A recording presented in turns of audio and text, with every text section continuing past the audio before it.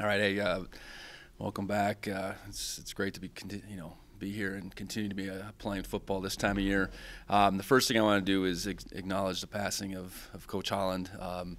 Had the good fortune of getting to know him a little bit, be around him a little bit, but more so just learning about him from former players, from former colleagues, fans. He was one of a kind, not only as a player and a coach, but just as a person. Saw him mid-season. I think it was the week of our first Weber game, and it was good to spend a little bit of time with him. And obviously, very sad to learn of his passing. But his impact on this program, on this university, will last forever. So, certainly our condolences are with his family and all the people that were so close to him that were involved in this program. Like I said before, we're excited to continue to be playing. You get to this point in the season. You're doing a lot of good things, and then on the flip side, you're going to be playing against good teams, and that's what we have in William & Mary coming in here, a team that won their league, has found a way to win close games, has the same record as us, 11-1.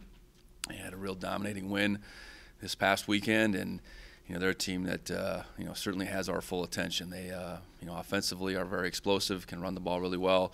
In Saturday's game, they put up 300 yards passing at the same time, and defensively has a unit to really contend with. So, we're in a week where we play Friday. We've adjusted. We sped up a little bit the week, I guess, as far as that goes today with our practice, and look forward to the opportunity to play on Friday night in front of not only our crowd, but a national TV audience. So with that, I'll open it up.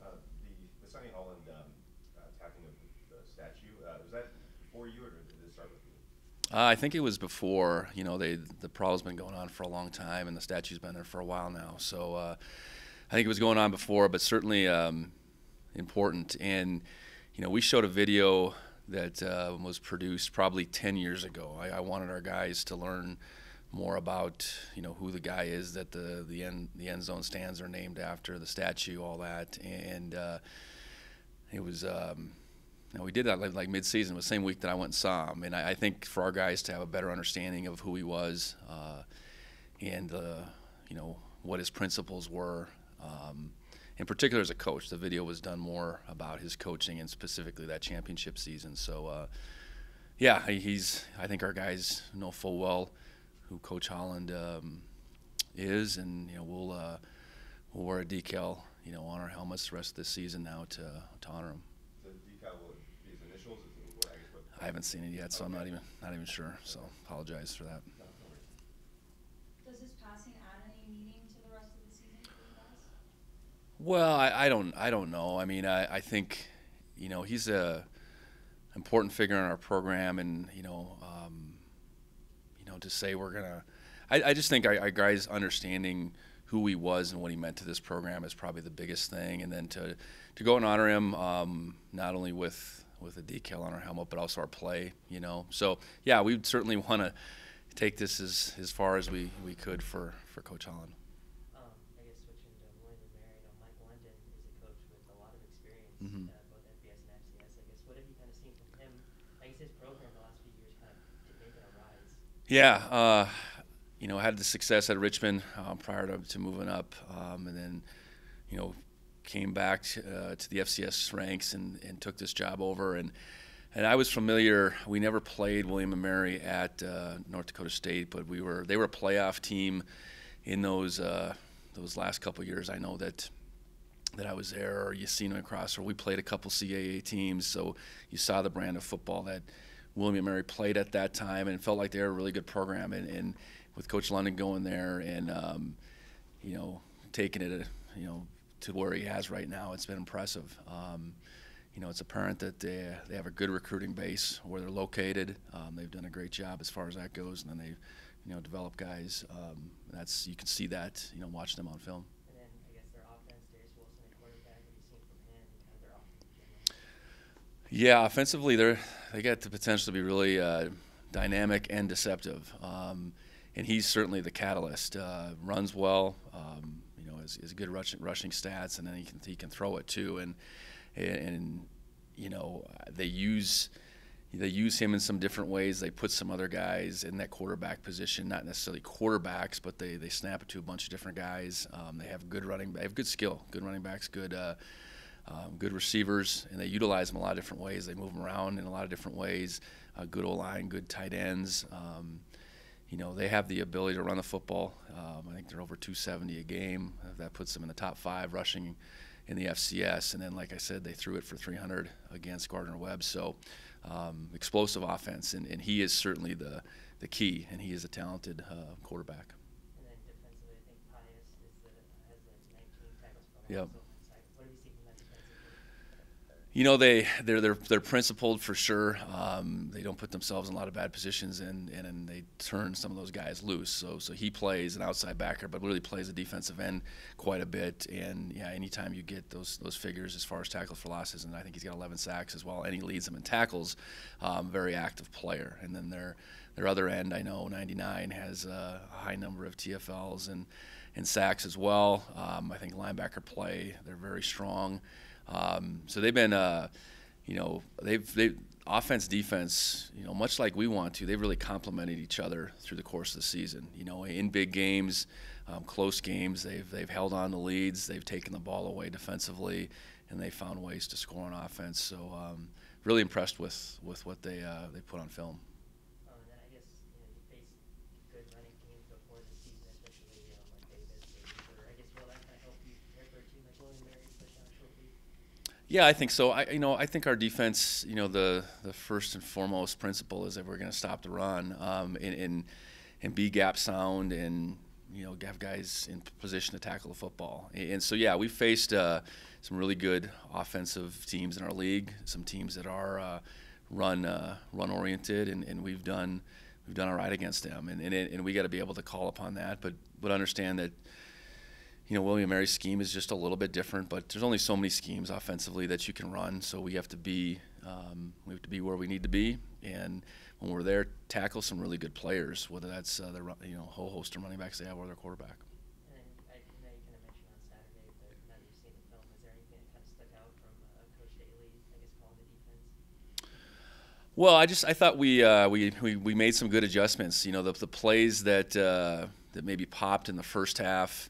I think coming in at halftime, we knew what went wrong, I guess, on those particular plays. It was a couple plays where Weber changed a look, whatever, and did something a little bit differently than they probably had, and that happens in any kind of football game. So I thought we came in, and as a staff, they got together and made some really good adjustments. And quarterback switch, they're chasing points at the end. We're trying to just keep the ball in front of us. Unfortunately, we didn't do that on each play, but I thought from a call perspective, I thought Bobby did a real good job. And will he be calling plays on No, we'll go back to our normal way of doing things. Yep. The Tribe's putting up like 36 points per game. What's the best way to keep them out of the end zone? Well, I think it starts with slowing down the run game. They get things going run-wise, and the RPO and the play action off that is where they've got a lot of big plays. They have a bunch of playmakers, so it's not just their quarterback. He can hand the ball off to some effective runners, and he can throw it to some really talented guys too. So like any week for us, it's really limiting the run game. You're not going to completely shut it down, but it's limiting the run game. And then from a pass perspective, again, I'd say keep the ball in front of us. And we haven't been perfect at that by any means, but I think we've gotten better and better at that as the season has gone along. So, we get them in pass situations. I like our chances. When it's an obvious pass situation, we can turn our guys up front loose. That's what we want to get into. So I don't think it's any different type of approach. Particulars maybe within that approach adjust from one week to the next, but we're definitely excited about the challenge. Outside of a couple plays, which those couple plays still count, it was pretty good. We let a couple plays get behind us. The touchdown on the 3rd and long in the first quarter, and then the longer play. We were in zone coverage that got behind us in the 4th quarter. I think outside of that, we defended it pretty well. The ball was in the air a few times. They made some good plays. I thought that we did as well. We put pressure on them. We hit their quarterback. Obviously forced another guy into the game, and I thought the other guy played really well, and he was. He gave them a little bit of spark because I think at that time Barron was pretty beat up, and then you bring in the fresh legs. He ran around a little bit differently on us. So, but all in all, I think it was a solid performance. And the biggest thing we did against Weber, though, we really limited their run game, and that made it hard for them. How important do you think Brian Armstrong has been for the offensive line successes? No, I think real important, and I think the continuity that Brian brought to our new staff, and a guy that had been here several years, and he hadn't worked with the O-line exclusively through that time, but he knew the guys. I think he knew what we had, and I think he knew we had some young guys in particular that if we keep developing them, we could really have something. And that work he's done with those guys from the time I got here, but in particular out of last season through this year has been very impressive. You bring a group together. It's about teaching. It's about the development on the field. It's about setting expectations for what it should look like, holding him accountable, and I think he's done a real good job of that through the course of this year. It seems like he's pretty adaptable. Like he switched when different linemen are there. He'll switch to outside zone work. Athletic guys like that. Is that fair to say? Yeah. I think anytime you've coached for some time, being adaptable is part of it, because you really have to. To me, you have to take your scheme and fit it to your guys, as opposed to thinking you're always going to have these guys that are going to fit to your scheme. That's just not the way it goes. Recruiting-wise, you don't have the pick of the litter all the time, so you got to recruit the guys you think can play, and then really assess what they can do. And that, in a run game, that's a collection of your O-line and your backs, your ball carriers in general. And I think we've done a really good job of assessing who we are and then playing to those strengths this season. And that's certainly Coach Armstrong. It's Taylor. It's Tyler Walker. It's the whole crew, and Jimmy Beal. I mean, the whole crew coming together in a run game and really devising a plan each week that's going to allow us to move the football. And then his recruiting style, I guess, his recruiting prowess, I guess, and then also his coaching style. How would you describe those two? Well, I think adaptable would be the word, because, like I said, recruiting the offensive lineman, we don't have this. Hey, we're going to get all these 6'5" monsters necessarily. Now, okay, if we get a 6'5" kid, is he a lighter kid that can develop? You got to be able to see that. Is he going to be committed to developing? Is he going to be athletic? If you have a guy that maybe doesn't have the height that you like, now what are his strengths? So I think in recruiting, at this level, they're not going to all look the same, but they better have some of the same qualities: the athleticism, the ability to develop, and develop is certainly in the weight room, but it's developing a style of play that we want to be about, and we really want to. We need to be smart. Those guys need to be intelligent players up there, up front. So, yeah, I think we've honed in on what we're looking for, generally speaking, and then you bring them in, and it's up to Brian in particular, Coach Herron, to put their touches on them, I guess, and make them into what they are. And the good thing is we're playing really well up front, but we're young, and I think we got a capacity to continue to grow with that group and some of the guys that we're not seeing out there. Kind of mentioned it up top, but what changes about this week prep-wise with the game on Friday as opposed to Saturday?